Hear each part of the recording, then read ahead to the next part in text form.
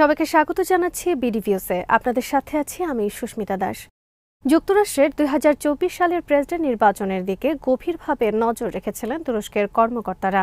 একটি বিষয় শুরু থেকেই পরিষ্কার ছিল, ভোটে নবনির্বাচিত প্রেসিডেন্ট ডোনাল্ড ট্রাম্প জিতুন বা ভাইস প্রেসিডেন্ট কমলা হ্যারিস, যে কোনো ক্ষেত্রেই তুরস্ক যুক্তরাষ্ট্র সম্পর্কের ওপর গুরুতর প্রভাব পড়বে। কাজেই নির্বাচনের ফলাফল যাই হোক না কেন, ওয়াশিংটনের সঙ্গে আঙ্কারার সম্পর্ক খুব মসৃণ হওয়ার কোনো সুযোগ ছিল না। তবে ট্রাম্পের জয় এই গতিপথকে ভিন্নভাবে প্রভাবিত করতে পারে। বিস্তারিত থাকছে তামান্না মিনহাজের প্রতিবেদনে।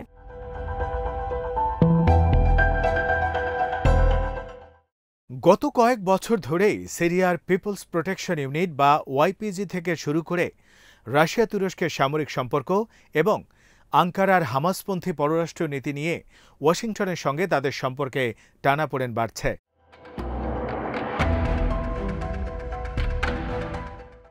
এই মাসে ট্রাম্পের জয় নিশ্চিত হওয়ার পর তুরস্কের প্রেসিডেন্ট রিসেপ তাইপ এরদোয়ান নবনির্বাচিত মার্কিন প্রেসিডেন্টকে অভিনন্দন জানান। এ সময় ট্রাম্পকে বন্ধু হিসেবে অভিহিত করে তাকে তুরস্ক সফরের আমন্ত্রণ জানান।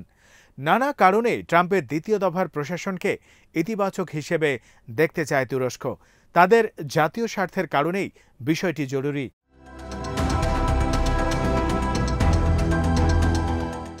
কিংস কলেজ লন্ডনের ডিফেন্স স্টাডিজ ডিপার্টমেন্টের টিচিং ফেলো ডক্টর ইউব এসময় মনে করেন, ডোনাল্ড ট্রাম্পের পুনর্নির্বাচন তুর্কি নেতৃবৃন্দের মধ্যে নতুন ধরনের প্রত্যাশা জাগিয়ে তুলেছে।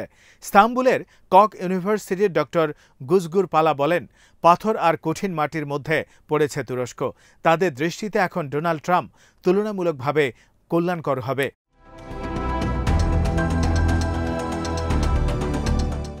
ডক্টর এরসয় বলেন, যুক্তরাষ্ট্রের প্রেসিডেন্ট জো বাইডেনের সঙ্গে গত 4 বছরে কখনোই তুরস্কের উষ্ণ সম্পর্ক প্রতিষ্ঠিত হয়নি। বাইডেন একবারও তুরস্ক সফরে যাননি। তুরস্কের প্রতিবেশী দেশগুলোতে চলমান সহিংসতায় আঙ্কারার ভূমিকাকে এর কারণ হিসেবে মনে করা যেতে পারে। যুক্তরাষ্ট্রের অবস্থান ছিল তুরস্কের একেবারে বিপরীত মেরুতে। যুক্তরাষ্ট্র মনে করে প্রতিবেশী দেশগুলোতে চলমান সংঘাতে ইন্ধন দিচ্ছে তুরস্ক।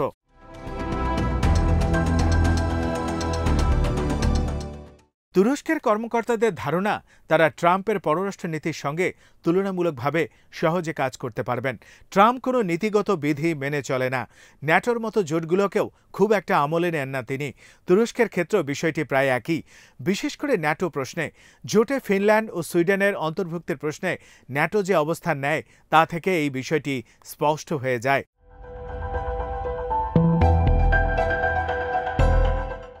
ইস্তাম্বুলের কক ইউনিভার্সিটির ডক্টর গুজগুর পালা মনে করেন, এরদোয়ান এবং ট্রাম্প দুজনই ব্যবসায়িক চুক্তির মতো প্রতিটি ক্ষেত্রে ফল পেতে আগ্রহী। তারা দুজনই দ্রুত সিদ্ধান্ত নিতে পারেন। এই বিষয়গুলো আঙ্কারার জন্য ইতিবাচক প্রমাণিত হতে পারে। এসব কারণেই ট্রাম্পকে অভিনন্দন জানানো বিশ্ব নেতাদের মধ্যে এরদোয়ানের অবস্থান ছিল অনেকটা প্রথমের দিকে।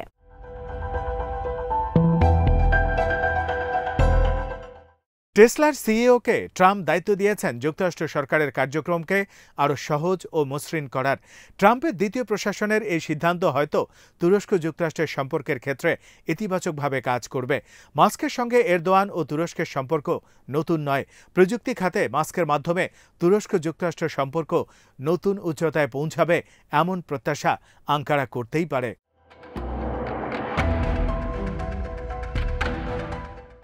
অন্যদিকে ট্রাম্পের আগামী 4 বছরের শাসনামলে তুরস্কের ভীতি তৈরি করার মতো বেশ কিছু কারণ রয়েছে। বিশেষ করে ট্রাম্পের পররাষ্ট্রনীতি পরিস্থিতিতে এবং সম্পর্কে নেতিবাচক ছাপ ফেলতে পারে। এর আগেরবার ট্রাম্পের নেয়া বেশ কিছু ব্যবস্থা দুই দেশের সম্পর্কে নেতিবাচক প্রভাব ফেলেছিল।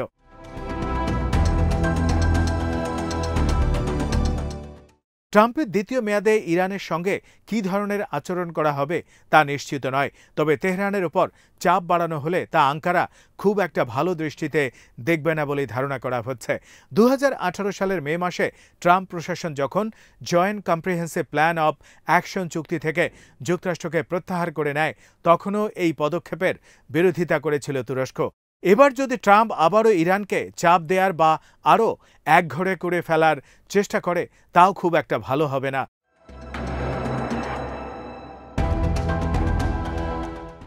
তুরস্কের অর্থনীতি নানা রকম সমস্যার জালে আটকে রয়েছে। আঙ্কারা চায় তুরস্ক ইরানের মধ্যে বাণিজ্যিক সম্পর্ক আরও জোরদার হোক।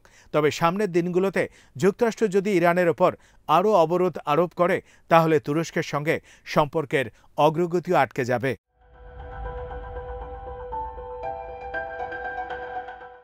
ইরানে হামলা চালানোর ব্যাপারে ইসরায়েলকেও উৎসাহিত করছে আগামী ট্রাম্প প্রশাসন। এই বিষয়টিও তুরস্ককে ক্ষুব্ধ করছে। পূব দিকের এই প্রতিবেশীর ব্যাপারে তুরস্ক বেশ স্পর্শকাতর। গত ২৬ অক্টোবর ইসরায়েল ইরানের বিভিন্ন অংশে বোমা হামলা চালানোর পর তুরস্কের ক্ষোভ প্রকাশ থেকেও বিষয়টি স্পষ্ট হয়ে ওঠে। ইরান ইসরায়েল পূর্ণাঙ্গ যুদ্ধে জড়িয়ে পড়ুক, এটা কখনোই তুরস্ক চায় না। এটা তুরস্কের নিরাপত্তাকে ঝুঁকিতে ফেলবে, সংকটে পড়বে তাদের অর্থনীতিও।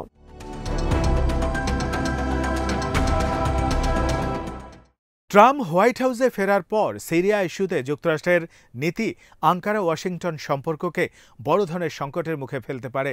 ওয়াইপিজির সঙ্গে সম্পর্কযুক্ত কুর্দিস্তান ওয়ার্কার্স পার্টির ব্যাপারে ট্রাম্পের নীতি কী হতে পারে তা এখনও নিশ্চিত নয়। সিরিয়ার উত্তরাঞ্চলে যুক্তরাষ্ট্রের সামরিক উপস্থিতির ভবিষ্যৎ নিয়েও প্রশ্ন রয়েছে। এই বিষয়গুলো ট্রাম্পের দ্বিতীয় মেয়াদে তুরস্ক যুক্তরাষ্ট্রের মধ্যে সম্পর্ক নির্ধারণের ক্ষেত্রে বড় ভূমিকা পালন করবে বলে ধারণা করা হচ্ছে।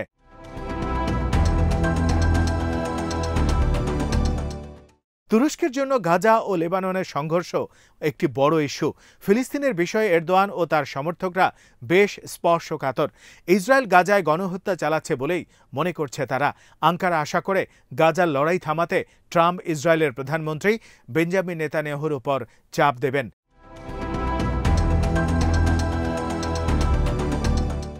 বিশ্লেষকরা অবশ্যই এই বিষয়টি নিয়ে মোটেও আশাবাদী নন। ডক্টর এরশয় মনে করেন, যুদ্ধ থামানোর ব্যাপারে ট্রাম্পের নির্বাচনী প্রতিশ্রুতি থাকার পরও যুক্তরাষ্ট্র সরকার ইসরায়েলের উপর কার্যকর কোনো চাপ দেবে না বলেই ধারণা করা যেতে পারে।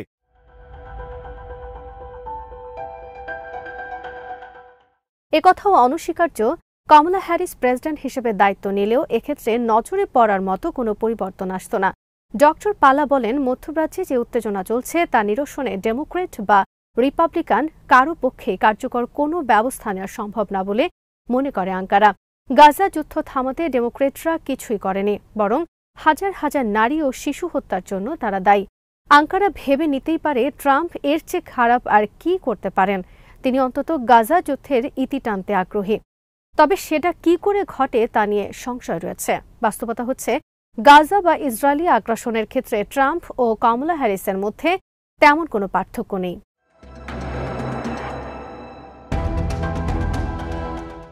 তুরস্কের অর্থনৈতিক দুর্বলতাকে পুঁজি করে ট্রাম্প তার প্রয়োজনীয় বিষয়গুলো আদায় করে নিতে পারেন।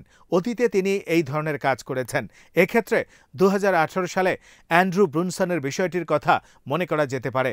তাকে মুক্তি দিতে বাধ্য করার জন্য সে সময় আঙ্কারার উপর অর্থনৈতিক নিষেধাজ্ঞা আরোপ করে ট্রাম্প প্রশাসন। দ্বিতীয় মেয়াদেও নিজেদের প্রয়োজন চরিতার্থ করার জন্য একই কাজ করতে পারে তারা।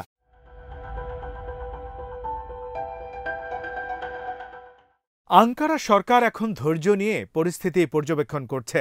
আশা ধরে রেখেছে তাদের সুবিধা মতোই ব্যবস্থা নেবে ট্রাম্প প্রশাসন। তবে প্রস্তুতি রাখছে সবচেয়ে খারাপ পরিস্থিতি মোকাবেলারও। ট্রাম্প প্রশাসনের এজেন্ডা ও ব্যবস্থা দেখে সিদ্ধান্ত নেবে আঙ্কারার নেতৃবৃন্দ।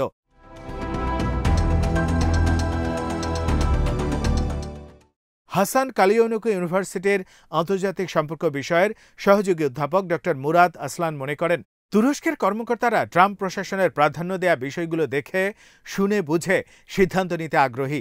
বিষয়টা অনেকটা এমন যে দুই দেশের মধ্যে সহযোগিতাপূর্ণ সম্পর্ক হতে পারে, বিতর্ক বা বিবাদও থাকতে পারে। কি এবং কেন, কেমন করে হবে তা সময়ই বলে দেবে।